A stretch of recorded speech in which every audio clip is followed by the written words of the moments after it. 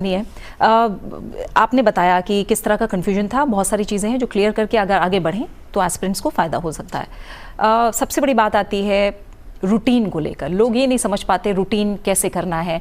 कई बार बात आती है कि 10 घंटे, 12 घंटे, 15 घंटे, घंटों में जोड़ दिया जाता है। कौन सी ऐसी चीज़ें हैं जो दिमाग में रख कर तैयारी को शुरू करना है आपके हिसाब से? अगर आर्ट्स की बात करें, मुझे नहीं लगता आर्ट्स उतने ज़्यादा इंपॉर्टेंट है जितना ज़्यादा इंपॉर्टेंट है वो क्वालिटी स्टडी टाइम। ठीक है, तो मैंने कभी ऐसा नहीं रूटीन रखा कि इतने बजे उठना है या इतने बजे सो जाना है। मेरा ये एक चीज़ होती थी कि लाइक एक दिन में मुझे 4 चीज़ें करनी है। पहला है करंट अफेयर्स, जिसके लिए मैं न्यूज़पेपर फॉलो करती थी। सेकेंड है जीएस पढ़ना है, वो मेंस और prelims oriented. Third option optional का एक स्लॉट होता था जिसमें मुझे अपना ऑप्शनल करना है। और फोर्थ स्लॉट मैंने हमेशा से प्रैक्टिस कर रखा है।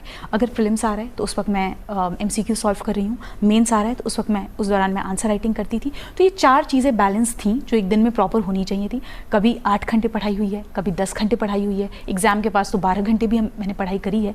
कभी कभी ऐसा भी हुआ कि मैंने 3 घंटे पढ़ाई करी है। क्योंकि यूपीएससी की जो ये जर्नी है, इनिशियली आप बहुत इंथुजियास्टिक होते हो जब आप आते हो इस प्रिपरेशन में, तो उस वक्त आपके पास इतनी स्टैमिना एनर्जी भी होती है कि आप पढ़ ले जा रहे हो। अभी जब 5th अटेम्प्ट तक आप आते हो, एक तो पहली बात जो वो बैकग्राउंड नॉलेज है वो आपके पास ऑलरेडी है, आपको बस कुछ बेसिक चीज़ों पे यू हैव टू वर्क। तो वहाँ पे धीरे धीरे time it has like reduced. Most important चीज़ जो मैं बोलना चाहूँगी वो है ब्रेक्स। आई थिंक बच्चों को ये लगता है कि घंटे, 10 घंटे, 12 घंटे कंटिन्यूसली पढ़ना होता है। हमारा ह्यूमन ब्रेन इतना केपेबल नहीं है कि हम इतना ओवरफ्लड कर लें। सो हर 15-20 दिन पे मैं हाफ डे का ब्रेक रखती थी कि जैसे आज सिर्फ 4 घंटे पढ़ना है, रिमेनिंग 4-5 घंटे मैं अपने लिए फ्री रखूँगी। सो ये एक प्रॉपर बैलेंस और मिक्स्ड था एक प्लान जो मैंने फॉलो किया। बिल्कुल। श्यामल जी, आपकी क्या स्ट्रैटेजी रही है अगर रूटीन